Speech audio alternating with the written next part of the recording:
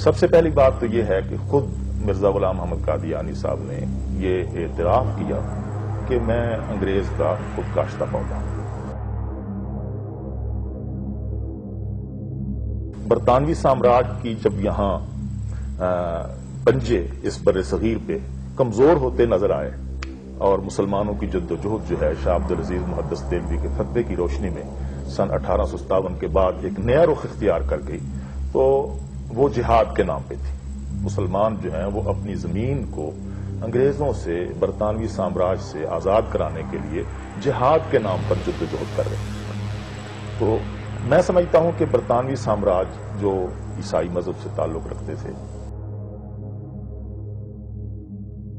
انہیں یہ ضرورت محسوس ہوئی کہ مسلمانوں کے جذبہ جہاد کو کس طرح کمزور کیا جائے، اور یہ جو جدوجہد گلیوں میں، کوچوں میں، بازاروں میں ہو رہی ہے اور اتنی مسلسل ہو رہی ہے کہ ہم نے پھانسیوں پہ لگا دیا، ہم نے توپوں کے دہانے پر علماء کو اور عام لوگوں کو کھڑا کر کے توپیں ان کے پرخچے اڑا دیے، لیکن اس کے باوجود ہماری جو اقتدار ہے اسے کوئی نہیں مل رہا، مضبوطی نہیں۔ تو انہوں نے بہت تجزیہ کیا، اور تجزیہ کرنے کے بعد انہیں یہ محسوس ہوا کہ ایک نبوت کے نام پر کوئی کھڑاک جو ہے وہ یہاں جب تک نہیں ہوتا اس وقت تک مسلمانوں میں جذبہ جہاد جو ہے وہ کمزور نہیں ہو سکتا۔ یہ جتنے مولوی ہمارے خلاف ہیں جو کہتے ہیں انگریز کے پٹھو ہیں، یہ حضرت عیسیٰ علیہ السلام کو زندہ مانتے ہیں کہ نہیں مانتے ہیں؟ یہ مانتے ہیں کہ جب ان کو ضرورت پڑی تو اللہ نے ان کو آسمان پر اٹھا لیا؟ یہ مانتے ہیں کہ آسمان سے دوبارہ اتریں گے؟ قرآن کریم فرماتا ہے کہ جب یہ تجھ سے سوال کرتے ہیں کہ تو آسمان پر جا کے دکھا اور پھر اتر کے دکھا، تو ان کو کیا جواب دے؟ قل سبحان ربی هل كنت الا بشر رسولا۔ تو ان کو یہ جواب دے کہ میرا رب اس قسم کی لغو باتوں سے پاک ہے، میں تو صرف ایک بشر ہوں اور ایک رسول ہوں۔ یعنی بشر نہ آسمان پہ جا سکتا ہے، رسول نہ آسمان پر جا سکتا ہے، جس طرح یہ کہتے ہیں بدن سمیت نہ آسمان سے اتر سکتا ہے۔ اگر حضرت عیسیٰ علیہ السلام آسمان پہ چڑھے ہوتے تو کیا یہ جواب درست تھا؟ جب رسول اللہ صلی اللہ علیہ وسلم سے سوال ہوا کہ آپ جب تک چڑھ کر نہ دکھائیں اور اتر کے نہ دکھائیں ہم نہیں مانیں گے، تو خدا نے کیا جواب اسے دیا؟ تو ان سے کہہ دے میرا رب ایسی باتوں سے پاک ہے، میں تو ایک بشر ہوں صرف اور رسول ہوں۔ یعنی بشر اور رسول نہ زندہ آسمان پر چڑھ سکتے ہیں نہ زندہ اتر سکتے ہیں، انکار ہے اس بات کا۔ اور اسی وجہ سے عیسائی مسلمانوں کے اوپر مسلسل حملے کرتے رہے اور ہندوستان میں کثرت کے ساتھ ان کو عیسائی بنایا کہ یہ آیت وہاں کے پادری پڑھا کرتے تھے۔ جب تک احمدیت نے آ کے مقابلہ نہیں کیا دندناتے پھرتے تھے عیسائی، یہی آیت لے لے کے کہتے تھے دیکھو محمد رسول اللہ تمہارے رسول بشر تھے اور رسول تھے ان کا، ٹھیک ہے، قرآن کریم کہتا ہے بشر اور رسول آسمان پر نہیں چڑھ سکتے، بتاؤ عیسیٰ چڑھے ہیں کہ نہیں؟ کہتے چڑھ گئے۔ اتریں گے کہ نہیں؟ اتریں گے۔ تو پھر وہ نہ بشر رہے نہ رسول رہے، وہ خدا کے بیٹے ہیں۔ یہ دلیلیں جو ان کے ہاتھوں میں تھمانے والے لوگ ہیں یہ غیر احمدی مولوی ہیں، انہوں نے عیسیٰ کو زندہ کر دیا ہے اور اس کے ساتھ عیسائیت زندہ ہو گئی۔ حضرت مسیح موعود علیہ السلام جن کو آپ انگریز کا پودا کہتے ہیں، آپ نے یہ اعلان کیا کہ عیسیٰ کو مرنے دو کیونکہ اسی میں اسلام کی زندگی ہے۔ اب دیکھیں انگریز کا یہ پودا ہوا کرتا ہے جو ان کی دین کی جڑیں کاٹ دے، جو ان کے خدا کی موت کا کھلم کھلا ان کی حکومت کے دوران اعلان کرے، اور مخالف مولویوں کو اس پہ اور بھی غصہ آئے۔ سب سے بڑے کفر کے فتوے مسیح موعود علیہ السلام پر اس الزام میں لگے کہ آپ نے عیسیٰ کی زندگی کا انکار کر دیا، اور جو زندہ بنائے بیٹھے تھے آج تک انتظار کر رہے ہیں۔ تو انگریز کا پودا وہ ہے جو انگریزی خیالات ان کے عقائد کی تقویت دیتا ہے، اور ان کی حکومت کو تقویت دینے کے لیے سب سے زیادہ عیسائیت ان کے کام آئی تھی۔ یہ جو ساری دنیا میں اب غلام ملکوں میں عیسائیت پھیلاتے پھرتے ہیں، کیا آپ کا خیال ہے کہ ان کو واقعتاً ان کے سیاستدانوں کو عیسائیت سے محبت ہے؟ کچھ بھی نہیں. اکثر تو خود اپنی زندگی بے دینی کی حالت میں بسر کر رہے ہیں. ان کو یہ پتا ہے کہ سیاسی استحکام غلام ملکوں میں پیدا کرنا ہو تو ان کا مذہب بدل دو. سر یہ تو افریقہ وغیرہ میں جاتے ہیں یا مذہب ہے؟ ہاں افریقہ میں بھی یہی کرتے ہیں.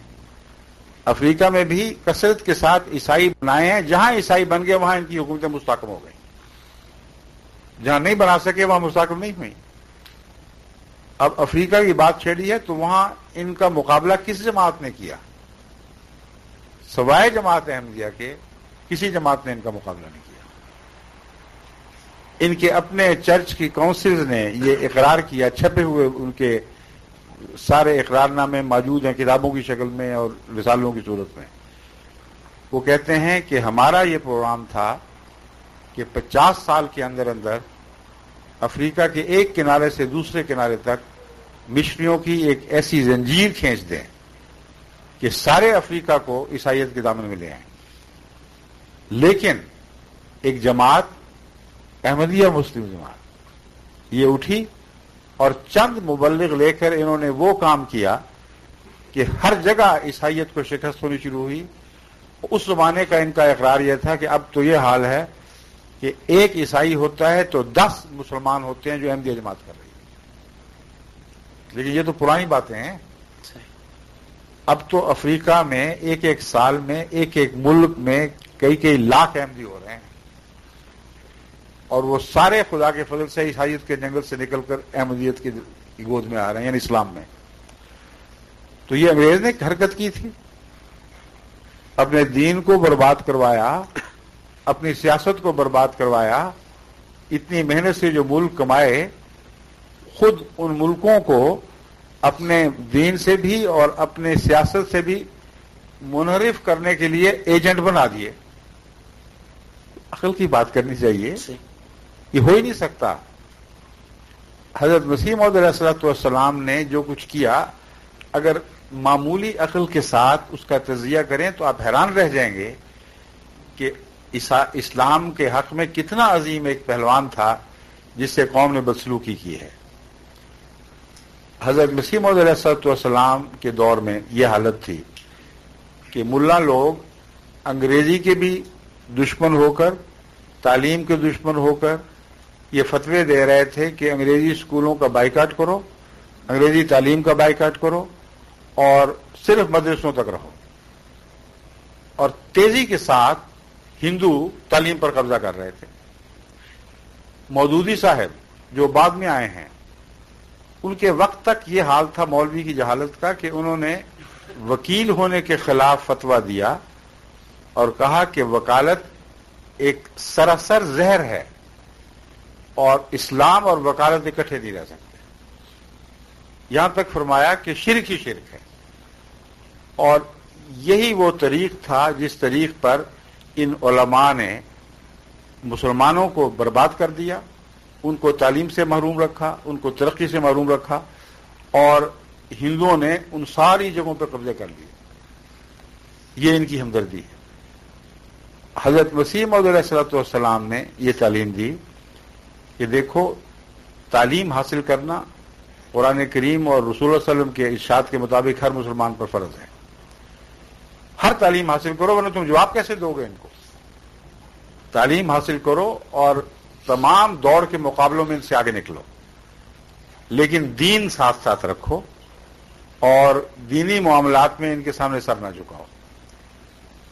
جہاں انہوں نے یہ اچھی بات کریں ان کی تعریف کرو، جہاں بری بات کریں وہاں ان کا انکار کرو، لیکن دشمنی کی خاطر محض گالیاں دینا تمہارے کسی کام نہیں آئے گا.